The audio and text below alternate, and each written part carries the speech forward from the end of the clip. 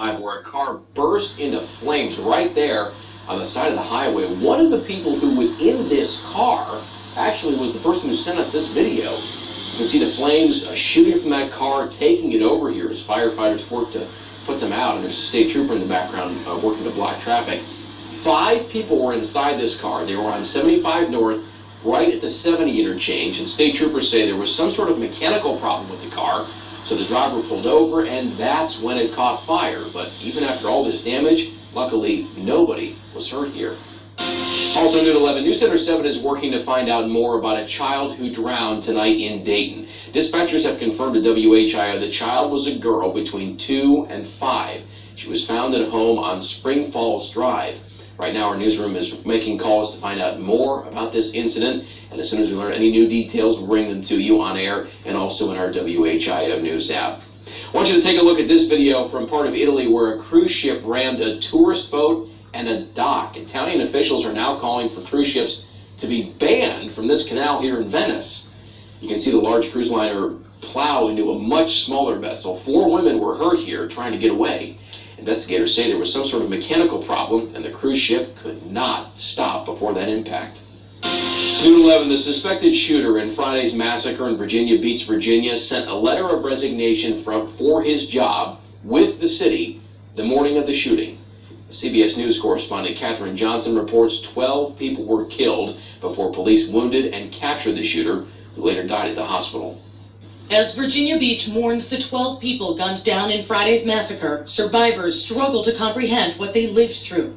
I'm still trying to process it all. During the attack, Christy Dewar was barricaded with coworkers in an office in Municipal Building Number 2. When we were pushing the cabinet towards the door, Dwayne was trying to get in and he fired 4 shots. Dewar described the terror. Everybody's just as scared as you. And the baby in the room, Lori, is just, she was just shaking so bad and crying. New details of the investigation emerged Sunday. Officials say the suspect, Dwayne Craddock, quit his engineering job with the city of Virginia Beach just hours before the shooting. He was not terminated, and he was not in the process of being terminated. Craddock, who died at the hospital after a shootout with police, gave 2 weeks' notice in a resignation letter he submitted Friday morning. One of the pieces of the investigation will include the motive for this horrific act. Authorities also revealed officers arrived on the scene just 2 minutes after the first call to 911. Police captured the suspect within minutes, likely saving an unknown number of lives. Katherine Johnson, CBS News, Virginia Beach, Virginia. So I think one of the things, Jesse, after we've had this kind of devastation, these tornadoes last week, is it sort of brings to the forefront, I think, for the rest of the severe weather season, with the recency of this. Severe weather, funnel clouds, and we can't all be trained storm spotters, but it's good to sort of keep in your hip pocket that knowledge of, is it a funnel cloud or is it not? Yeah, it's useful information too, because you just want to learn these things so you can be safe when you find yourself in a situation. And spotting a funnel cloud, if you know how to do it, is actually fairly easily. I do want to start with one that actually is a funnel cloud. This is an example of one that we've seen in the Miami Valley, and I want you to notice 2 things. One, it's very smooth. It's almost kind of like a perfect pin that's pointing down, and you can't obviously see it in a picture, but this would be rotating as well rather rapidly, and you would be able in person to see that rotation. Now I want to show you the example I put up just before the break here. There's something I want you to notice about this one.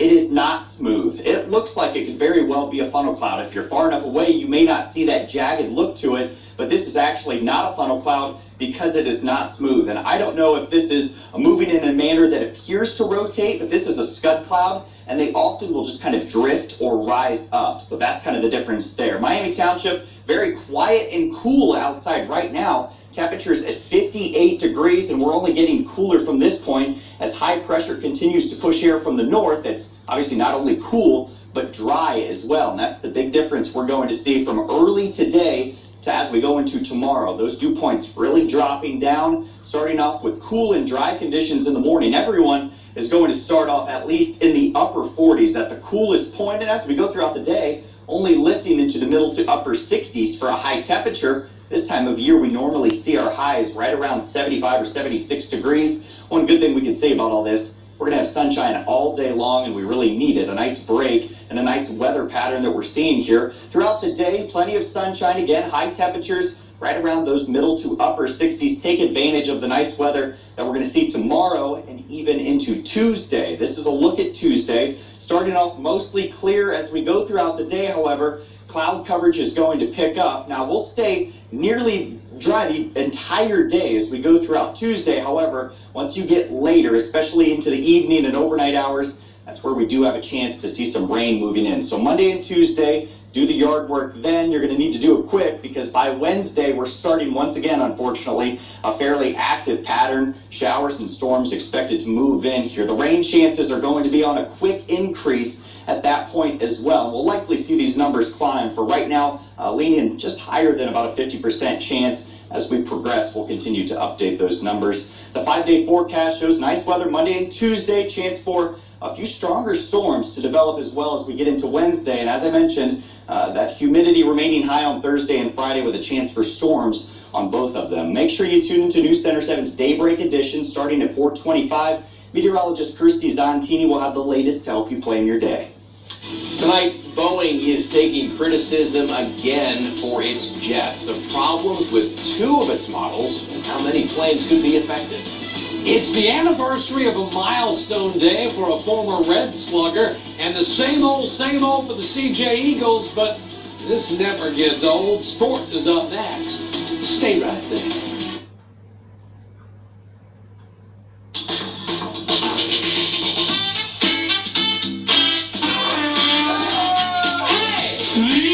Well, if you're counting on me for some entertainment, you're wasting your time.